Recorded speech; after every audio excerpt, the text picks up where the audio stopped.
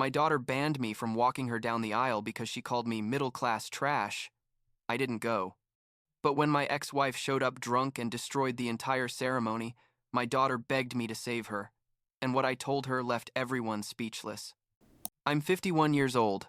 I drive long-haul trucks, and 2 months ago I made the hardest decision of my life, not going to my daughter's wedding. I know how it sounds, like what kind of father doesn't go to his only daughter's wedding, but I need to tell this whole story because I still wake up at 3 in the morning asking myself if I did the right thing, even though deep down I know I did. I guess I should start at the beginning. I married Karen when I was 24. She was 22, and we both came from families that basically had nothing. I had just gotten my license to drive trucks, and she was working at a clothing store in the mall. We met at a bar, one of those places where everyone goes after work to have some cheap beers, and we fell in love fast. 3 months later, we were already living together in a tiny apartment that cost like $400 a month, and a year later, we got married in a super simple ceremony at the courthouse because we didn't have money for anything else. My mom cried that day, not exactly from happiness, but more because I think she thought we were making a mistake. But what did she know? Or so I thought at the time. The first few years were tough. Honestly, I worked 14-hour shifts driving regional routes. Sometimes I'd come home so tired I'd fall asleep with my shoes on. But we were building something together. You know what I mean? Karen got pregnant when we'd been married for like 2 years, and when Rachel was born, seriously, it was the happiest day of my life. She weighed almost 9 pounds and had these huge eyes that looked at me like I was the most important person in the world. Karen decided to stay home to take care of her, which meant I had to work even more hours because with just one salary things were tighter. But I didn't care. I watched my daughter grow up, her first steps, her first words, all of that, and I thought all the sacrifice was worth it. Rachel was an incredible kid. I mean, all parents say that about their children, but she really was. She was always laughing, always wanted to play with me when I got home, even though I was dead tired. On weekends, I'd take her to the park. I taught her to ride a bike.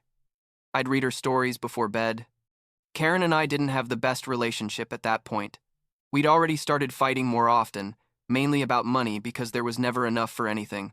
But for Rachel, we kept things working. Or at least, that's what I thought. When Rachel turned 7, Karen told me she wanted to go back to work, that she needed to get out of the house and do something more than just be a mom all day.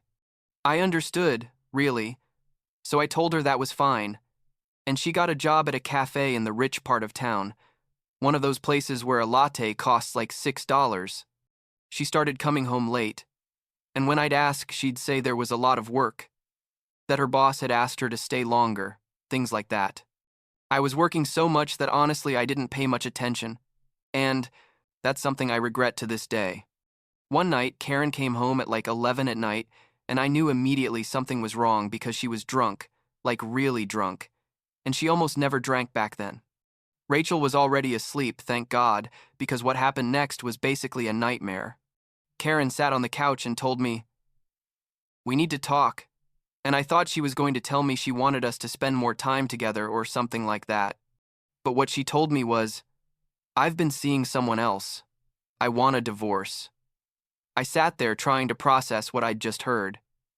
I asked her how long this had been going on, and she said like 6 months. 6 months. While I was working 14 hours a day to support the family, she was having an affair with a customer from the cafe, a guy named Gregory, who was like 43 years old at the time and owned I don't know how many businesses in town. Karen told me that Gregory had shown her what life could be like, that he took her to expensive restaurants, bought her designer clothes, made her feel special. And I just thought, and what have I been doing all these years? Working myself almost to death doesn't count as making you feel special? I asked her about Rachel, and Karen said that obviously Rachel would come with her, because girls need their mothers. But when we started the divorce process, Karen didn't even fight for custody. She literally told me, "You can keep her during the week, and I'll see her on weekends," as if our daughter was an object that could be divided just like that. Gregory never wanted Karen to move in with him, I guess because he's used to having relationships without commitments. So Karen ended up renting a small apartment with the money he gave her. They never got married, by the way, even though Karen waited for years for him to propose. The next 17 years were me raising Rachel alone. I became a full-time single dad while still driving trucks, though I had to switch to shorter routes so I could be home every night. That meant less money, but there was no choice. I was the one who woke her up for school, the one who made her breakfast, the one who helped her with homework, the one who went to all the parent meetings, the one who stayed awake when she was sick, the one who taught her to drive, everything. Karen saw her every other weekend, and when she saw her, she'd fill her with expensive gifts that I knew Gregory paid for. Designer bags, expensive clothes, latest technology, everything. I couldn't give her because I was busy paying for things like food and health insurance and piano lessons that Rachel wanted to take. Rachel and I were super close when she was a kid.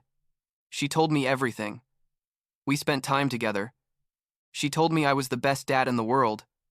But when she turned 18, something changed.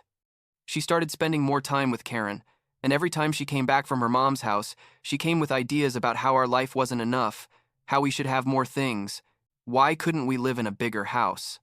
I tried to explain that I was doing the best I could, that the money I earned went to her education so she could go to the cosmetology school she wanted, but she only saw what we didn't have compared to what Karen and Gregory had. She graduated from cosmetology school and started working as a stylist at a pretty fancy salon, and that's where she met Ryan. Ryan comes from a family with real money, like his dad has a real estate company and his mom is one of those women who go to the country club every day. When Rachel introduced him to me, Ryan was polite to me, but I could see in his eyes that he was evaluating me, seeing my old truck in the driveway, my modest house, my work clothes. And Rachel was different with him, like trying to act more sophisticated than she was, using words she normally didn't use. About 8 months ago, Rachel called me super excited to tell me that Ryan had proposed. She showed me the ring, and it was huge. Probably cost more than my truck. And I tried to be happy for her, because that's what you're supposed to do when your daughter gets engaged. I told her I was proud of her and that I loved her, and she hugged me, and for a moment I felt like maybe things were going to be okay, that maybe our relationship could go back to how it was before. She started planning the wedding, and I asked her if she needed help with anything, knowing I probably couldn't contribute much financially, but wanting to be involved. She told me not to worry, that Ryan's family was paying for everything because they had specific traditions about how weddings should be. I felt a little weird about that, but said, okay, whatever you want. Months went by, and Rachel would tell me details about the wedding, the dress that cost like $5,000, the venue that was an exclusive country club, the guest list that was like 200 people. One day, like 3 months before the wedding, I went to visit Rachel at her apartment to bring her a lamp she'd asked to borrow. I knocked on the door, and she let me in. But I noticed she was acting weird, like nervous. I asked her what was wrong, and after a moment she told me, "Dad, I need to talk to you about something about the wedding." She sat on the couch, and I sat across from her. And she told me, "Ryan and I have been talking, and we decided we're not going to do the tradition of the father walking the bride down the aisle. It's a patriarchal and outdated tradition, and we don't want to perpetuate that." I stayed quiet for a second, processing. I told her that was fine, that I respected her decision, though honestly it hurt quite a bit because I'd imagined that moment since she was a little girl. But if that's what she wanted, I could accept it. Rachel looked relieved and gave me a hug and told me she knew I'd understand, that I was the most understanding dad in the world. I left her apartment feeling weird, but trying to convince myself it was a generational thing, that young people nowadays think differently about these things. 2 weeks later, I was at a bar with a friend of mine, Tom, who's also a truck driver. We were watching the game and drinking beers, and suddenly I heard a familiar voice. I turned around and there was Karen with 2 of her friends, and they were all already pretty drunk. Karen saw me and came toward me, stumbling a bit, and she told me with that loud, drunk voice, "David, I can't believe Rachel did that to you. It's so unfair." I asked her what she was talking about, and she said, "The thing about Gregory walking her down the aisle, it must be so humiliating for you." I felt like I'd been punched in the stomach. I asked her to repeat what she'd just said, and Karen realized she'd screwed up. She went pale and said, "Oh God, I thought you already knew." Tom put his hand on my shoulder, but I could barely process what was happening. I asked Karen to explain exactly what she meant, and she, still drunk but now more sober from panic, told me that Gregory was going to walk Rachel down the aisle, that Rachel had specifically requested it because she wanted someone from Ryan's family to see that she was connected with successful people. I got up from the table and left the bar without saying anything. Tom followed me outside and asked if I was okay, and I honestly didn't know what to say. I drove home on autopilot, all night unable to sleep. Turning it over in my head, Rachel had lied directly to my face. Not only had she decided that Gregory, the man who destroyed our family, was going to walk her down the aisle, but she'd lied to me about the reasons, making me believe it was because of feminist principles when it was really because she was ashamed of me. The next morning I went to Rachel's apartment without warning. She opened the door in pajamas, surprised to see me, and I told her we needed to talk now. We went inside, and I asked her directly if Gregory was going to walk her down the aisle. Rachel stayed quiet, and that told me everything I needed to know. I asked her why she'd lied to me, and she started crying, saying she didn't want to hurt me, that she knew I was going to be upset. I told her what upset me was the lie. That if she'd been honest from the beginning, maybe we could have talked about it. But she just shook her head, and then she said something I'll never forget. She looked at me and said, "Dad, try to understand. Ryan's family is very particular about appearances, and Gregory is successful, sophisticated, knows how to behave in these environments, and you're a middle-class truck driver who doesn't fit in that world." I asked her if she'd just basically called me a middle-class piece of junk, and she got defensive, saying that's not what she meant, but that she had to be realistic about the situation. Something broke in me at that moment. I told her, "You know what, Rachel? You're right. I'm not sophisticated. I don't have money. I don't go to country clubs, but I'm the one who raised you alone for 17 years while your mom was busy being Gregory's mistress. I'm the one who worked 14 hours a day so you could go to the school you wanted. I'm the one who was there for every important moment of your life, and if that's not enough for you, then I don't know what else to tell you." And she started saying I was being dramatic, that it was just a detail of the wedding, but I was already at the door. I told her I wasn't going to her wedding. She was in shock and started saying I couldn't be serious, that it was her wedding, that I had to be there. I told her she'd made it very clear I wasn't good enough for her new world, so I wasn't going to go and embarrass her in front of Ryan's fancy family. Rachel started screaming, saying I was selfish, that this was the most important day of her life, but I just told her I was sorry I couldn't be the father she wanted me to be. And I left. The next 2 months were hell. Rachel called me like 1,000 times, sent me text messages, emails, everything, saying we needed to talk, that I was ruining her wedding, that how could I do this to her. Eventually I blocked her everywhere because every message was like a stab. Karen also tried to call me, leaving me drunk voicemails telling me I was being ridiculous, that I needed to get over my pride and be there for my daughter. I blocked Karen too. The wedding day arrived. I stayed home, turned off my phone, had some beers and tried not to think about what was happening. But at like 9 at night, someone started knocking on my door insistently. I thought about not opening, but they kept knocking. So I finally opened, and it was Tom with his wife Linda. They told me they had to tell me what happened at the wedding because it was, in Linda's words, the most epic disaster she'd ever seen in her life. Turns out Karen arrived at the wedding already drunk, like really drunk, wearing a dress that was completely inappropriate for the occasion. During the cocktail hour before the conning ceremony, she started flirting with Ryan's dad, a man like 65 years old who was there with his wife. Ryan's wife got furious, obviously, and Karen started making a scene, screaming that she was younger and prettier than that old woman. Everyone was staring. Rachel was mortified, trying to shut her mom up, but that wasn't the worst part. Gregory tried to get Karen out of there, and she, still super drunk, started screaming at him in front of all the guests. She yelled at him that he'd never married her, even though she'd waited for him for 17 years, that he constantly cheated on her with other women, that she knew about at least 4 affairs he'd had in recent years, that he kept her like she was his pet, but had never really respected her. Gregory tried to shut her up, but Karen continued, saying increasingly personal and humiliating things about their relationship, about how he made her feel like garbage, about how she'd destroyed her family for him, and he'd never given her anything in return except money. Ryan's parents and several guests started leaving, scandalized by the drama. The ceremony never happened. Rachel was crying hysterically. Ryan was in shock, and the whole event they'd planned so meticulously fell apart in a matter of minutes. Linda told me it was like watching a train derail in slow motion. Horrible but impossible not to watch. About 2 hours after Tom and Linda left, my phone started ringing from an unknown number. I answered it, and it was Rachel, crying so hard I could barely understand what she was saying.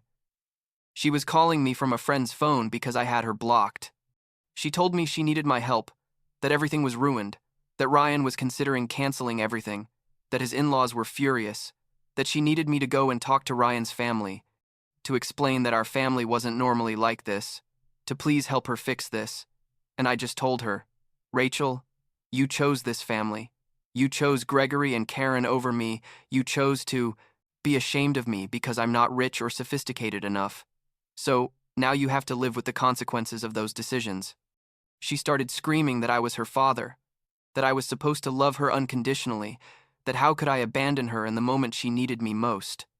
I told her I'd loved her unconditionally for 24 years, that I'd sacrificed everything for her, but that loving her didn't mean letting her treat me like garbage, and I hung up. 3 days later, I received a long email from Rachel. It was a mix of apology and attack. She said she was sorry for hurting me, that she understood why I was angry, but that I also had to accept my share of responsibility in this. That if I'd been there to rescue the situation, maybe things wouldn't have ended so badly, that a real father would have been present no matter what. I read the email like 5 times, hoping to find some sign that she really understood what she'd done, but there was nothing. It was still about what I should do for her, not about what she'd done to me. I didn't respond to the email. I haven't talked to Rachel since then. It's been like 2 months. I know from Tom, who has mutual friends with Ryan's family, that Rachel and Ryan are still together, but that they had a super small ceremony just with his immediate family, with neither Karen nor Gregory invited. I know Rachel told people I didn't go because of health problems, which is another lie. But at this point, I don't care anymore. I'm not gonna lie. There are days where I feel terrible, where I think maybe I was too harsh, that maybe I should have gone to the wedding and swallowed my pride. But then I remember her words. The thing about being a middle-class piece of junk, the way she lied to my face. And I know I made the right decision. I spent 24 years of my life sacrificing everything for her, working myself to exhaustion, putting her needs before mine always, and she repaid me with shame and rejection. Last week, something interesting happened. Some of my coworkers invited me to join their motorcycle club, nothing heavy, just a group of guys who go out riding on weekends and have some beers afterward. I accepted, and honestly, it's been great. I've realized I've spent so much time just being a dad that I forgot how to have friends, how to do things just for me. These guys don't judge me for my job or my economic level. We're just a group of middle-aged men who enjoy riding and telling stupid stories. Yesterday, one of them, a guy named Mike, convinced me to make a profile on a dating app. I laughed and told him who would want to go out with a 1-year-old truck driver who has nothing to offer. And Mike looked at me seriously and said, "Brother, you have to stop talking about yourself like that. You've been through a horrible situation, but that doesn't define your worth." So we made the profile together, him taking photos of me and helping me write the description. And I'm not gonna lie, it was weird but also, like, liberating. This morning I got a message from a woman named Casey. She's 48 years old, also divorced, works at a library, and her photos show someone with a genuine smile. She asked me about my work, about what I like to do, normal things, and we had a conversation that flowed naturally. She asked me if I wanted to get coffee next weekend, and I said yes. I don't know if anything will happen with that. Probably nothing, but the point is that for the first time in I don't know how many years, I'm doing something just for me, not because someone else needs it or expects it from me. I still think about Rachel every day. Everything that happened still hurts. But I'm also realizing that I spent so much time defining myself as her father, sacrificing myself for her, that I forgot I'm also a person with needs and feelings that matter. Maybe I'm selfish for choosing myself this time. I don't know. But after 24 years of giving everything without receiving even basic respect in return, I think I deserve something better. And if that makes me a bad father in Rachel's eyes, then I guess I'll have to live with that.